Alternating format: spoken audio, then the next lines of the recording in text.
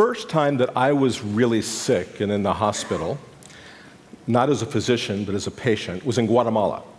I had been climbing a volcano with a bunch of inner city kids who'd never made it out of Guatemala City, and we thought it would be a cool thing to get out and explore. But unfortunately, I stepped into essentially, of volcanic ash. Tumbled upside down inside, couldn't tell which way was up, panicked, and my lungs started to constrict. I remember hands reaching in and pulling me out when I was completely disoriented. And I remember being thrown into the back of a truck, but I don't remember anything else until I woke up in the emergency room of the hospital. I was sick enough that when I arrived, I was actually declared dead on arrival in the emergency room. And my friends were gathered around, and I started to move a little bit and began to wake up. And after a number of hours in the ER, I was admitted to the hospital for the night. And it was an open ward. There were people who were all lined up in beds next to each other. There were no curtains in between. There was moaning. There was some screaming. It was very disorienting for me. I was a 15-year-old child, alone in this group of people. And during the night, I was pretty scared. A nurse came up with a bag of blood to give me a transfusion. And I didn't know a lot about health then. I'd had a little bit of EMT training. But I was scared that there'd be something wrong with this blood. It might have an infection in it. It might not match my blood. It could be disastrous. And so I started asking, why are you doing this? Why are you doing this? And the nurse kept saying, it's good for you. You're lucky. You can afford this. This is good. And I couldn't get from her why I was being given. And I couldn't explain in Spanish, because they only spoke Spanish. And my Spanish was actually fairly good. I had been on the radio that morning in Guatemala City talking in Spanish. But here I was, and I was sick, and I couldn't make myself heard. And I finally screamed, does anybody here speak English? Does anybody speak my language? And that moment was really profound for me. And I got that communication is sort of central to health. And it wasn't really that I wanted somebody to speak English per se.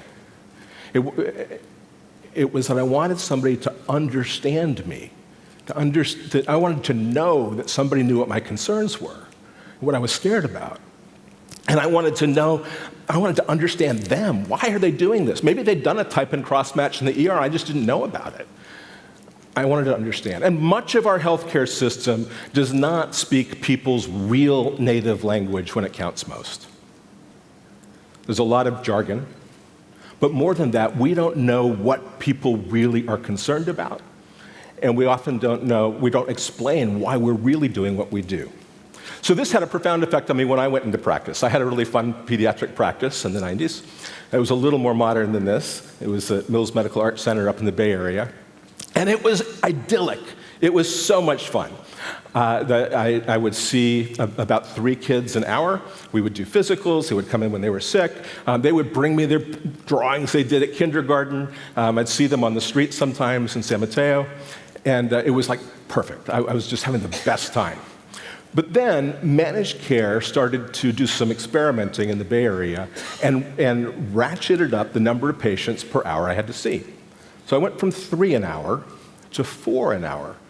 And that doesn't sound like a big difference, but it really is. By the time you have to kind of rush through the visit, you can't get as deep.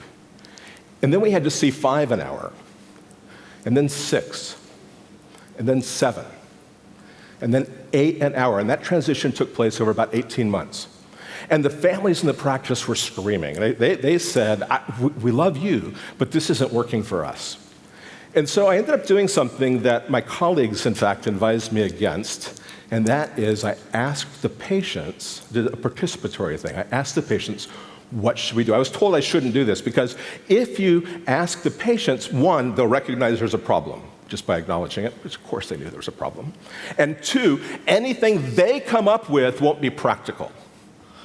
But being young, I just figured, hey, if I say these are my needs and these what are your needs and how do we brainstorm, it might work. And it did. And it was the patients in the practice who suggested that we start a website for communicating, which we did back in 1995. Actually, my wife Cheryl, who's here, built it. And we went to, and they were thrilled. We were just hoping to get back to what it was like before. But the thing is, it wasn't just like it was before. Before, in the best of times, I saw them once a year, once they were 2 years old, for 20 minutes. I wasn't there for most of the health decisions. And I would see them when they were sick enough that it warranted taking off work, coming in, waiting in the waiting room. But it was really not okay. So when the website started, it was fabulous. We were connected all the time, day or night, when they wanted to be. And it ended up becoming a global thing. Actually, by October 96, it was people from all over the planet. The AMA called this the first physician website in the world. And I was committed to speaking their language, to getting people into listening to what the real concerns were, and to giving them the best of my thinking about why I did stuff. But in that, I realized that the old model of primary care, even when it felt idyllic to me, was just a transitional thing at best. It was not adequate for where we're headed in the future. It was a problem. So where are we headed in the future? This is a picture of a bridge in Honduras, Choluteca, Honduras. And in 1998, there was a massive storm that wiped out much of the city and wiped out the roads leading up to the bridge. The bridge survived, but it became kind of useless. The river moved. And we're at a time where big systems might survive, but the river of health is moving. The river of health is moving quickly. And if we want to adapt to the future, we want to move with the river. So where is the river going? There are several trends that are deep trends in the history of humanity. And one of them is that things that are big and expensive and powerful and valuable often then move into our homes and then become personal and portable and accessible. And clock towers is one example. The clock tower was the thing, well, actually before that there were bell towers where people would know what time it was a few times during the day because the bell would ring. And then you had clocks, you had precision, but it was one for the village or one for the city. And then they became clocks in our home on the mantelpiece, or grandfather clocks, and then they became watches, pocket watches, and then wrist watches. And now, of course, time is embedded in so many things. It's in your coffee maker, a microwave, and in your car, and your phone, and all over the place.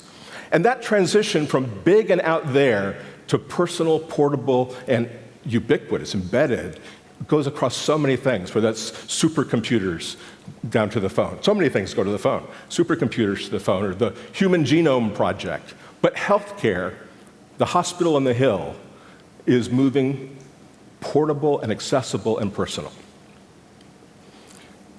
One of the places that time is embedded, well, I'll talk about that in a second. So how does this play out in healthcare? One of the best metaphors I found actually for a long, long time, and it's been fun watching it, and I'll share with you one of my secrets. People often ask me, what's coming next? And the way that I often tell, and I haven't shared this before, is by looking at what's happening with maps, because health usually ends up following that trajectory.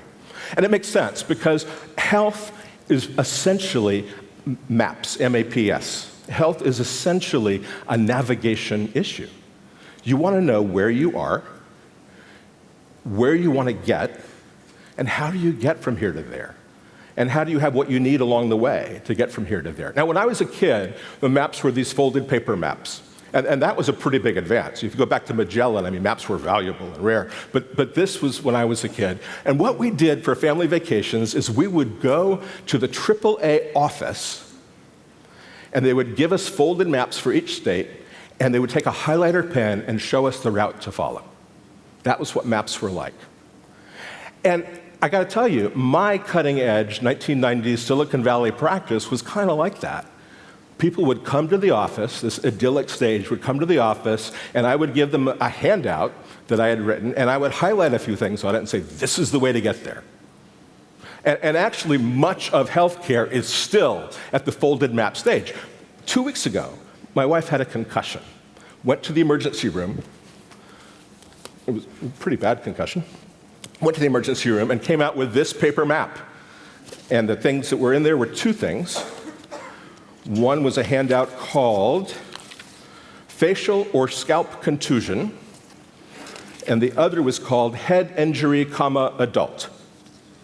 And they have no idea how she's doing now, and she was sent along her way with that stage of maps. So maps have gone a long way since then. Our first website was a lot like when MapQuest happened. And MapQuest was something where you could download the directions yourself at home without going to the office and figure out where to go. But the real powerful initial change in maps came, well, actually, just this last week. Google released their 9th version of Maps with some cool new features. We'll get to that in a sec. But the big thing came with satellites. And the GPS system is so common now we don't even think about it, but it's one of the most impressive things that humanity has ever built. The idea, they launched on the plan in 1973. It didn't become operational until 1993. And in the 90s, the GPS receivers, early 90s, weighed 50 pounds.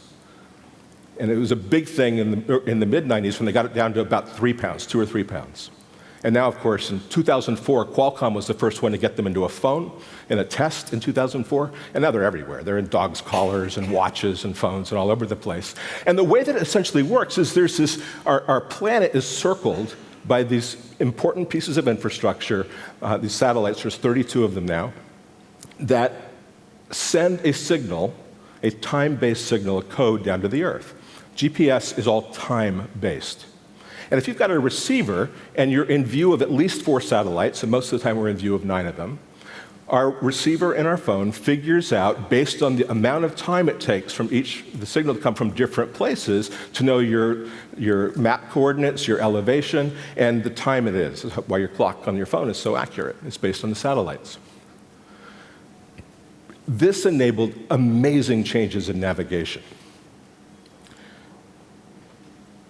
It's technology like that that's available to individuals that's about to really transform primary care. Number one, the future of primary care will be continuous. And by continuous, I mean it's a relationship that's ongoing, it's not limited to visits, and actually I'll go a step beyond that. I declare that we are approximately at the end of the office visit being the centerpiece of primary care. That's done. That model is old. It's a 20th century model. It's dying, and it's just not quite aware of it yet. The office visit is no longer the center of primary care. It's already true in my practice. Daniel mentioned I'm his pediatrician. The families in my practice, the amount of time I see them in the office is absolutely dwarfed by the connections we have outside the office. We're messaging back and forth all the time. We're part of each other's lives, but the office visit's just a tiny piece of that. Let me give you to make that happen on a big scale, and for people developing technologies, this is important, is you need to leverage technology.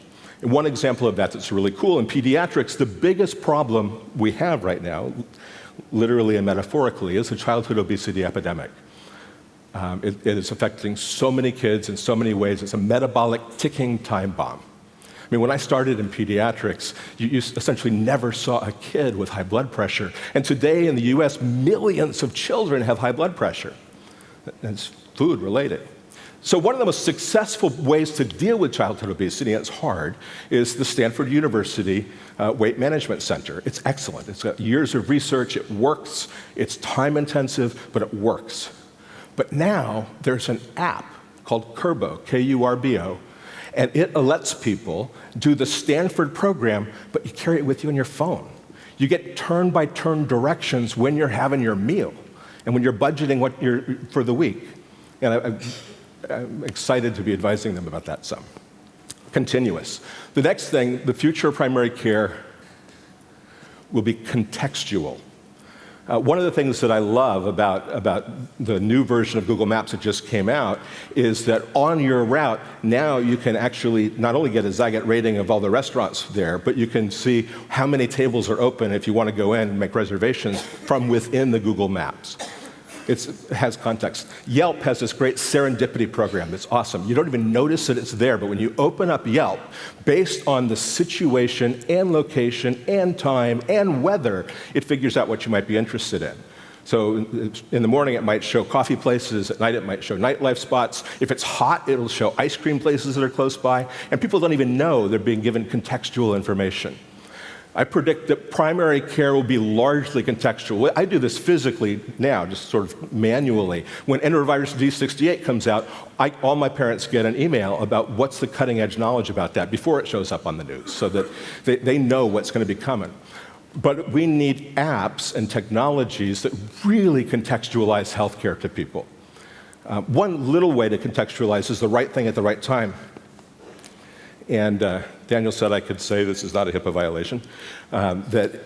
For him last week, I used this little thing called Gobiquity, that you just shine it at a baby's eyes, and you can tell the refractive error and see their vision in a 6-month-old baby and whether they're developing amblyopia or not, instead of waiting till they're old enough to see an eye chart. We're doing technology to hit the moment in time where you really need it. Beyond contextual, primary care will be comprehensive. And by comprehensive, I mean it's not any longer just about treating ear infections or hypertension. It's about life. That's the big thing about Google's new thing, is it's showing Uber times and OpenTable in there. Medicine needs most of the rapidly increasing major problems we have are lifestyle related. They're related to how we eat, how we move, how we sleep. People call that wellness stuff and sort of put it down. It's health. It's part of medicine. If our goal is health, we have to take care of that stuff. Environmental exposures and all of that needs to be a part of the healthcare system. Next will be collaborative. It's not doctor's orders anymore. It'll be truly participatory, that people are involved in their care. And there's some ways that'll be sort of simple. There's tools. One of the tools I use in my practice also is the cell scope, which a lot of you have seen. It's the otoscope. It's cool just in the office to show people what the inside of their ear looks like, because most people don't know. But it's cooler when a family is traveling and in the middle of the night, we can look together at a video of the inside of their kid's ear and figure out together what's going on and talk to them, and really collaborative, even at the level of diagnosis. And this is another prediction that I want to make, is that we are at the end of diagnosis as being the doctor's realm. That when I started our website years ago, at that time, health information pretty much belonged to doctors. You couldn't go online and get it. You couldn't even get into a medical library and get it. That's done. Anybody can get whatever information they want about the world and health right from your phone. But the thing people can't get yet is information about their own body. It's locked away in silos. If you want to find out if you have strep throat, you have to go through a doctor first. I talked to a Ford executive recently who said that by the time his 5-year-old daughter is old enough to drive, she won't need to, because there'll be driverless cars. And I would say that by the time a child born today is 16 years old, that they won't need a doctor for diagnosis. They'll want one because we bring this perspective that's great to it. We bring compassion and empathy, like John was talking about, and real value. But we're not going to be gatekeepers anymore. We're going to be the access point. We're going to welcome people in. We're going to help provide them access to the tools they need to manage their own health. Collaborative, participatory. And if you don't belong yet to the Society for Participatory Medicine, as an individual or as a company, I highly suggest you do it. It's where the future's headed. Next future of primary care is closed-looped. There'll be feedback loops that are part of it. One of the biggest problems right now in healthcare is one of the reasons there's so much misdiagnosis is somebody comes in, they get a diagnosis, they're sent out, and then you don't know what happened. They don't know what happened with Cheryl's concussion. I do. But what we need for any real change in health is to try something, see what happens, and it's back to turn-by-turn directions. When you got your GPS going, and you make a turn, you get immediate feedback on how that fits with your route and where you want to go from here. Where do we go from here with data from where we've just been? So closed-looped. Develop things like Health Loop is one great example of that, by the way. And crowdsourced. Primary care is moving away from a dyad, the doctor and the patient, to doctors and communities and the crowd. And you can see that in the GPS system with Waze being the social media GPS system that's very powerful from that. But the future of medicine is also going that way. One of the hats that I wear with Scanadu is we're developing tools where we can learn from each other about health, which leads to the last one, crowdsourced and calculable.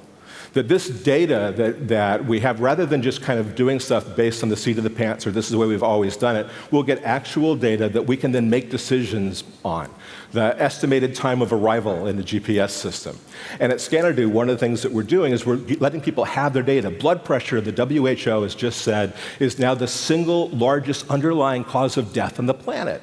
Imagine if people had a blood pressure device that was so simple you didn't even have to do a cuff, you could get the reading in seconds, but you could also tag it with time of day, automatically tagged with time of day, with location, but anything you want. So you can see the graph and learn your own circadian rhythm and learn, and how does coffee affect you, and how does yoga affect you, and how does alcohol affect you? 1 glass, 2 glasses, 3 glasses. Do your own studies, do studies as a group. And as we get continuous, contextual, comprehensive, collaborative, closed-loop, crowdsourced, and calculable, primary care is going to be a lot of fun. And it's already moving that way, and it's just going to get that way much, much quicker. So I want to share with you now, or actually have Sam DeBrouwer, one of the co-founders of Scanadu, come up and share with you one piece of technology that helps support all of those things, the Scanadu Scout. Sam, and thank you very much.